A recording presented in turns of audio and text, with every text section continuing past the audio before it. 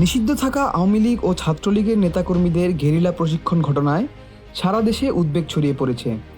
গত ৮ জুলাই সকাল 10টা থেকে সন্ধ্যা 6টা পর্যন্ত রাজধানীর একটি কনভেনশন সেন্টারে অবসরপ্রাপ্ত সরকারি কর্মচারী, নিষিদ্ধ ছাত্রলীগ ও আওয়ামী লীগ নেতাকর্মীদের গোপন বৈঠক হয়। এই ঘটনায় 13 জুলাই সন্ত্রাসী বিরোধী আইনে ভাটারা থানায় মামলা হয়, যেখানে গ্রেপ্তার হওয়া 22 জন বর্তমানে কারাগারে।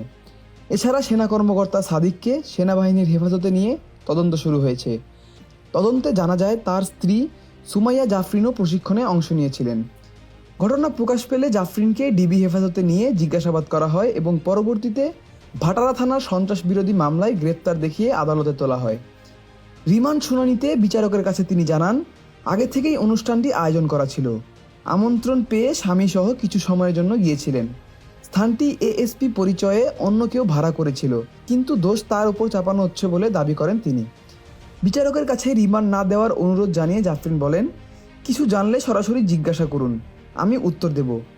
রাষ্ট্রপক্ষ রিমান্ডের পক্ষে যুক্তি দেয়, আর আসামিপক্ষ রিমান্ড বাতিল ও জামিনের আবেদন করে। উভয় পক্ষের শুনানি শেষে ঢাকা মেট্রোপলিটন ম্যাজিস্ট্রেট সেফাতুল্লাহ জামিন আবেদন নামঞ্জুর করে 5 দিনের রিমান্ড মঞ্জুর করেন।